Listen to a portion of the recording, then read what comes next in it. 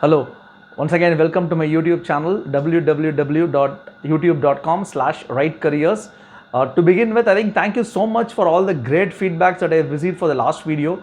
Many students from grade 9 and 10 and also their parents did call me, text me and said they really liked the video and found it to be very useful. That's very important. So thank you so much. Moving on to this week's video, more or less related to last week, but there is a slight small change, I would say. Let's see what it is. Now, last week we saw about different kinds of streams available for students after class 10. Now that you have taken a stream, let's assume that you have taken a stream in science. You have taken either physics, chemistry, maths, or you have taken physics, chemistry, biology. That is PCM or PCB you have taken. You are studying in 11th or you are studying in 12th.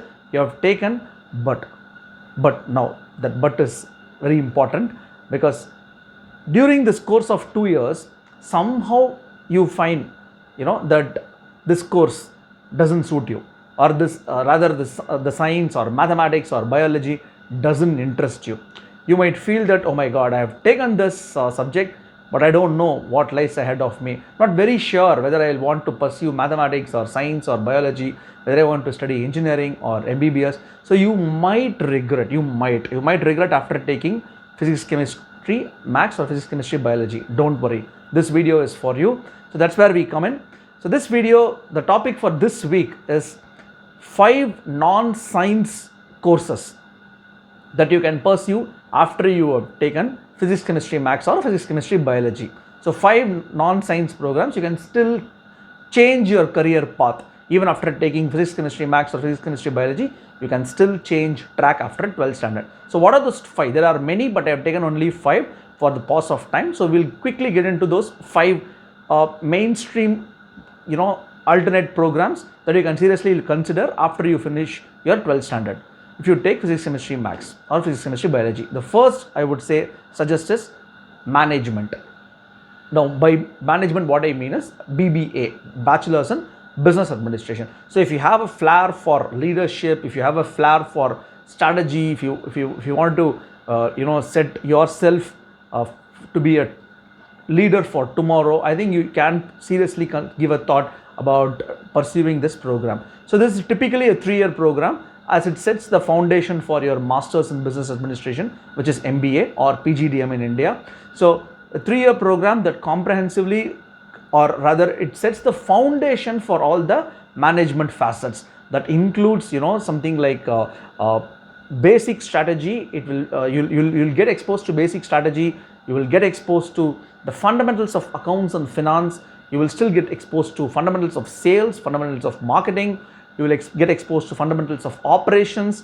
You will also get exposed to fundamentals of in systems, that is the IT part. So you will get fundamental exposure in all the facets of management. So if you have the flair to become an entrepreneur, or if you have the flair to become a leader or a corporate leader, go for BBA and then start preparing for your CAT so that you can specialize in management and masters, that is MBA or PGDM. That's the first career option. The second career option that I thought we can still consider is hotel management.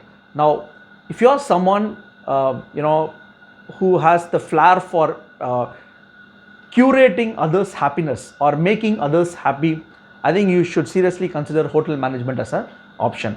Yes, it is a light subject, but it is always in great demand. It is an evergreen thing, because as long as service industry or hotel industry is going to thrive, hotel management as a program will coexist along with service industry. So that's how it is. Now hotel management typically is a 3-year program at undergraduate level. BSc in hotel management is a very popular program that's been there for quite some time, offered by many universities. Almost all the government universities offer this program with the affiliated colleges. Not only colleges, there are some very, very good hotels that also offer this program. A chain of hotels, say like Taj or ITC or Oberoi. Oberoi, for example, they offer a program in Delhi that's a 3-year program at UG level. I think that institute has been there from 1966, so that speaks volumes about the commitment from Oberoi to the hotel. More or less, these are on-the-job training program, which means you will start getting hands-on right from the word go when you join institutes like Daj or Obira or even some good colleges across. So it's not only about hotel management, you will still learn about chef management, you will learn about culinary arts. So you'll get exposed to various things, and you'll not only get exposed to cooking or something culinary, something like that, you'll also get exposed to F&B, we call it, is food and beverages.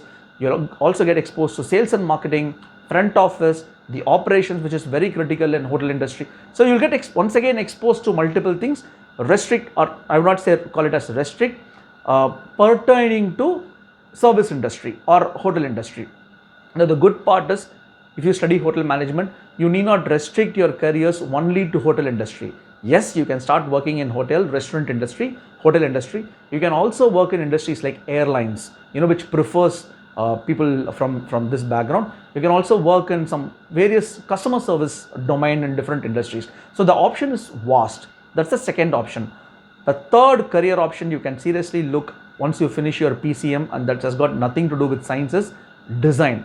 Now this is slightly a serious career. Now unlike the 1 and 2, the BBA or the hotel management, this is a 4-year program. Now who offers this program? Top-notch universities, institutes like IITs has very good foundation design program, the graduate design programs. NIFT has the famous NID, National Institute of Design at Ahmedabad. They offer a very, very good program. It's a world-class program, I would say. These are 4 years program. Now, if you are really innovative, if you can visualize 2D or 3D, I think you should go for, bachelor's in design. We call it as BDes, right? So the concepts that you would get exposed to in this program includes the fundamentals of design, problem identification, problem analysis, typography. So these are some of the courses that you will get exposed in bachelor's in designs. Now, some of the popular careers once you finish BDes includes graphic designer. You can definitely get into graphic designing. You can get into UI designing, UI, user interface design. You can also get into product design, which is in very great demand across all industries these days, and interior design also as a career option once you finish your bachelor's in design. That's the third career you can look at. The fourth career that you can seriously consider after you finish your 12th standard, even with science group, which has got no relation with sciences, law as a career. Now law is a career by itself. It's a huge career. I mean, it's been there since ages, and as long as there are going to be a lot of wrongdoings happening in the society, law as a career is definitely going to be there. So law is an evergreen subject. Now law doesn't mean you will specialize only in criminal. No, it has got, law is not criminal. Criminal is a part of law. There are different facets in law that includes civil law, we call, that includes criminal law. There are multiple things. You can also get into a legal consultant. Now in today's corporate world, legal as a department is taken very, very seriously. So you have a legal advisor for everything.